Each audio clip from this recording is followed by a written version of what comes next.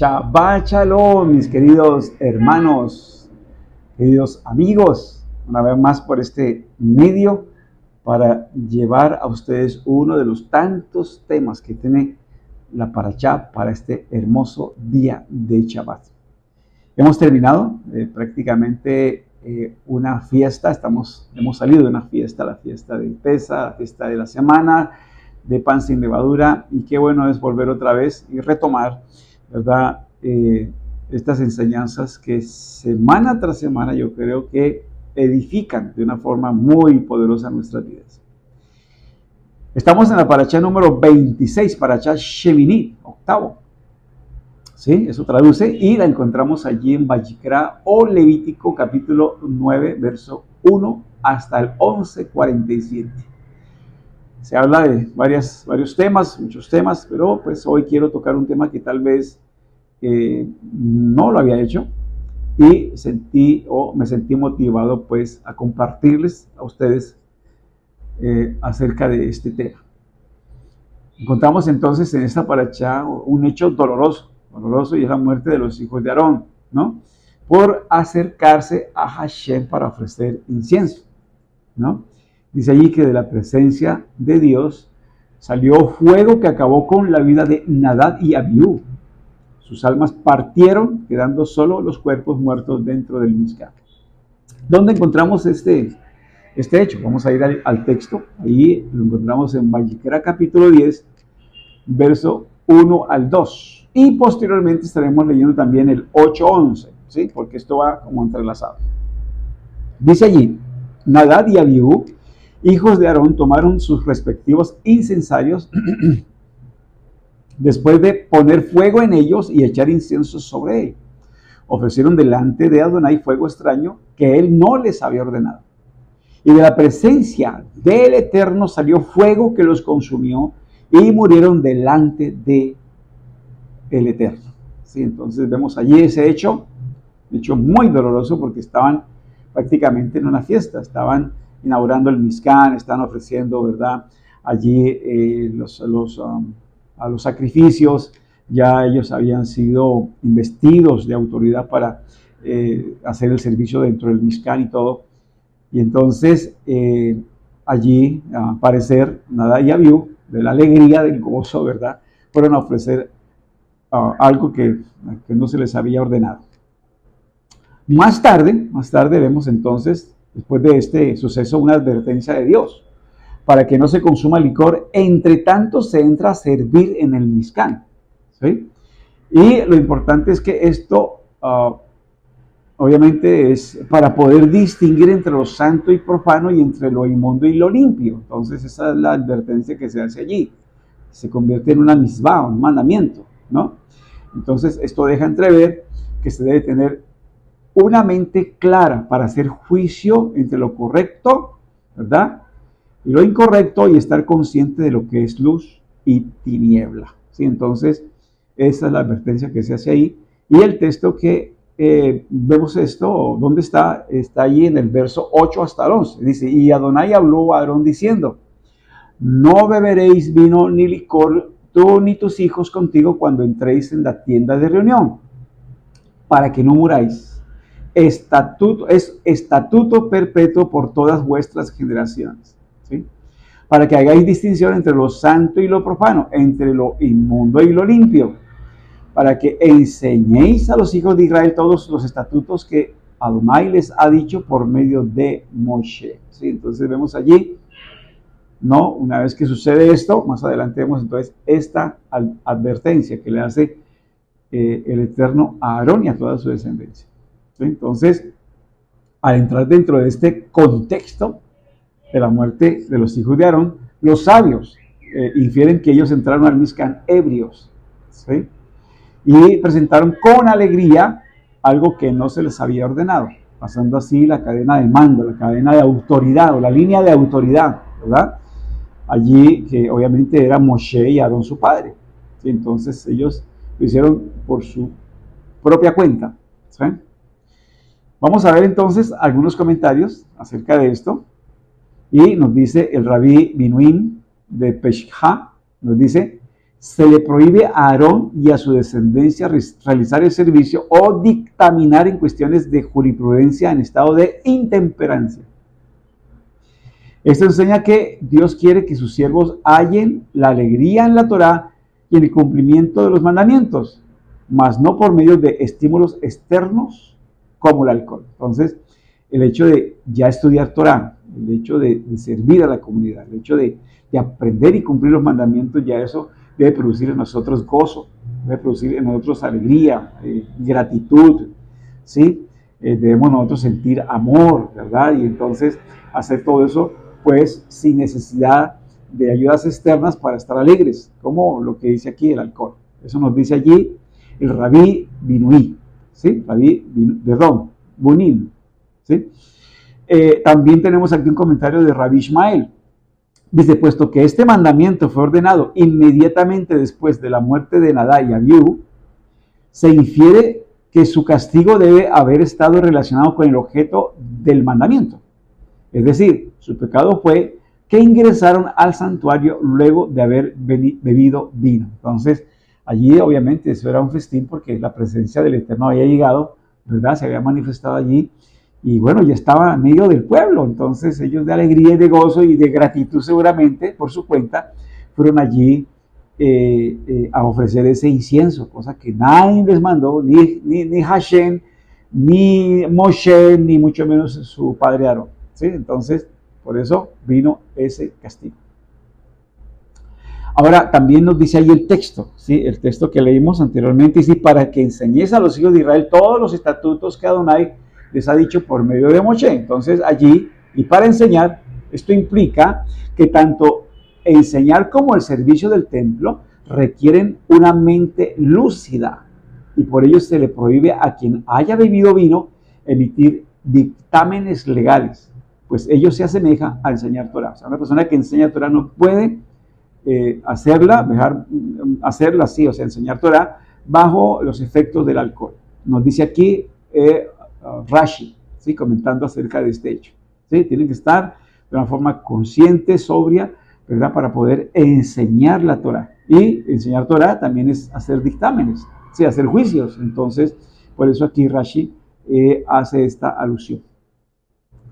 Entonces, ¿qué aprendemos de esto? Que nuestro servicio al Eterno y a la comunidad, ¿verdad?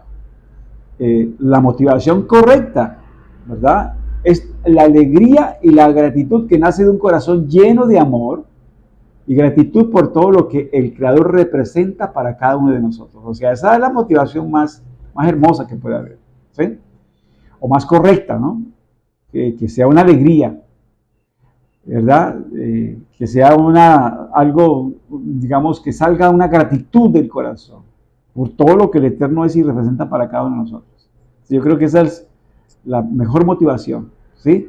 Todo lo que Él ha hecho, los milagros, la forma como ha contestado nuestras necesidades, la forma como nos pastorea con la pericia de sus manos, la forma como nos protege, nos guarda, nos levanta a pesar de las caídas, nos ayuda, nos da conocimiento, nos da entendimiento, ¿verdad? O sea, todo lo que Él hace por nosotros, yo creo que eso hace acrecentar nuestro amor y nuestra gratitud. Y yo creo que esa es la motivación más grande que puede haber para estar siempre alegres. Y sobre todo, la salvación tan grande que nos da a través de su Mashiach, o sea, de su Mesías, a través de Yeshua. Entonces, debemos estar eternamente agradecidos, debemos estar contentos, felices siempre, ¿verdad? Y hacer el servicio de esa manera, ¿sí? Con gozo, con alegría, sin necesidad de agentes externos, ¿no? Como el alcohol, como las drogas, etcétera, etcétera, ¿sí?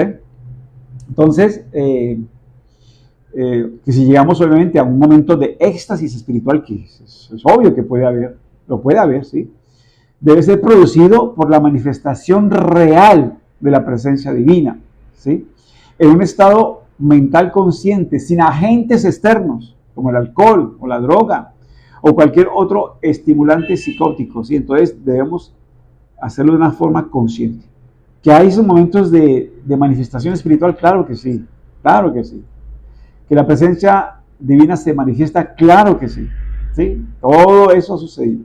Pero entonces, esa alegría, ese gozo debe ser de una forma consciente, ¿sí? No motivado o no inducido por cosas externas como esto que les acabé de nombrar, ¿sí? Como el alcohol, la droga, ¿sí? O cualquier otro estimulante que lleve a un estado paranormal, ¿sí? Por ejemplo, el yagué, la coca, la marihuana o las anfetaminas, ¿sí? Conducen a estados paranormales, ¿sí? Todo esto, ¿sí? Entonces esto es prohibido totalmente, no se puede consumir esta clase de estimulantes, ¿no? Y además de eso el alcohol, para uno poderse acercar al Creador o tener una experiencia extrasensorial espiritual. No se puede, no se puede, está prohibido, ¿sí? De tiempos milenarios está prohibido y ya se lo voy a comprobar, ¿sí? Y obviamente todo esto hace que hayan síntomas psicóticos. Y estos son síntomas que indican una alteración en la percepción de la realidad, ¿sí? Como que alucinaciones, ver, oír cosas que no existen, ¿sí? Que no son reales, delirios, ¿sí?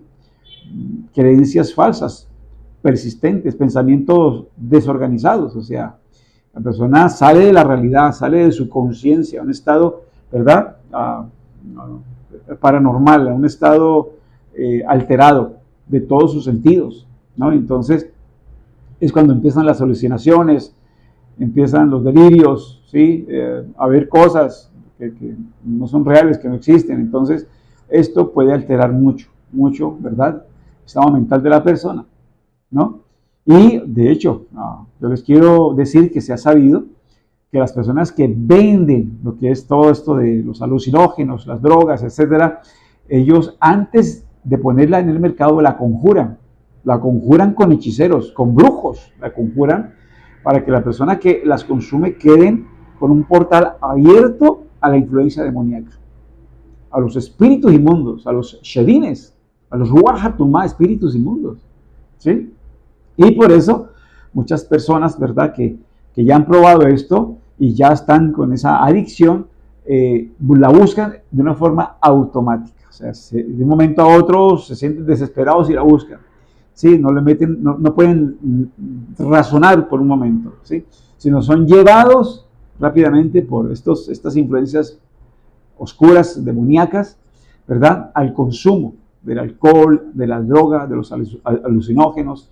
Y entonces, obviamente, esto va en detrimento de su vida, de su existencia, de la vida familiar, de la vida de pareja, ¿sí? Toda persona que se mete con todos estos vicios va directo a la destrucción de sí mismo y de todo su entorno, Entonces, de esta manera es imposible, ¿verdad?, servir al Creador, es imposible servir a la gente, ¿sí?